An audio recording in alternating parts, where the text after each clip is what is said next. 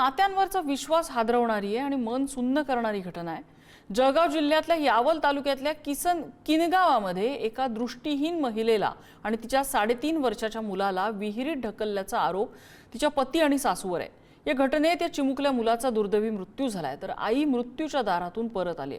सुरुवातीला हा अपघात असल्याचा दावा करण्यात आला, मात्र पोलिसांच्या तपासात वेगळंच सत्य समोर आल्याचा दावा करण्यात आलाय। या सगळ्या प्रकरणात पती आणि सासूला अटक करण्यात आली। बघा त्याच संदर्भातला हा रिपोर्ट।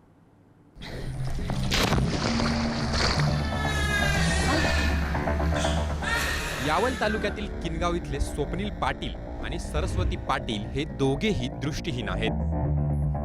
विवाहानंतर सरस्वती गर्भवती राहिल्या असता वैद्यकीय तपासण्यांमध्ये होणारे बाळही दृष्टीहीन असल्याची शक्यता व्यक्त करण्यात आल्याचं सांगितलं जातं। त्यानंतर गर्भपात करण्यासाठी स्वप्नील आणि सासू आशाबाई यांनी दबाव टाकल्याचा आरोप आहे।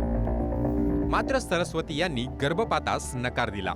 त्यानंतर जन्मलेला कृष्णा या मुलालाही जन्मताच अंधत्व होतं। एकाच कुटुंबातील 3 दृष्टीहीन व्यक्तींनी एकमेकाचा आधार बनून आयुष्याचा प्रवास करायला हवा होता। मात्र पोलिसांच्या तपासानुसार याच कुटुंबात कट रचला गेला। विहिरीची पूजा करायची आहे असं सांगून सरस्वती आणि चिमुकल्या कृष्णाला विहिरीजवळ नेण्यात आलं। त्यानंतर दोघांना विहिरीत ढकलल्याचा आरोप आहे।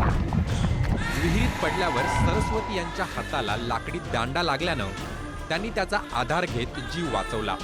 मात्र 3.5 वर्षाचा कृष्णा पाण्यात बुडाल्यानं त्याचा मृत्यू झालाय।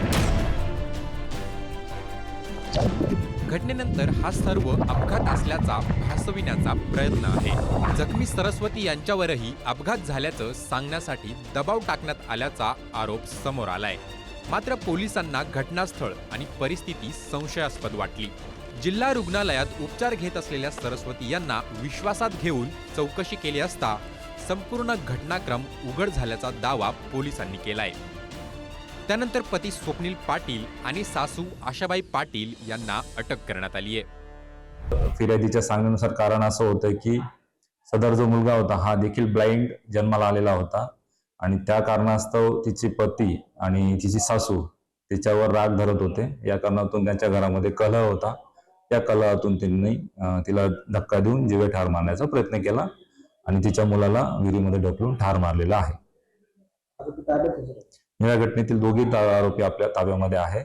पुढील चौकशी सुरू आहे। या प्रकरणातील आरोप न्यायालयात सिद्ध होणं बाकी असलं तरी समोर आलेल्या तपासामुळे समाज मन हादरला आहे। आपल्या सख्यांनीच आपला जीव घेण्याचा प्रयत्न केल्याचा आरोप आणि त्यात एक निष्पाप चिमुकल्याचा झालेला मृत्यू। या घटनेनं अनेक प्रश्न निर्माण केले आहेत। या प्रकरणाचा पुढील तपास पोलीस करत आहेत। भूषण चिंचोरे, पुढारी न्यूज, जळगाव।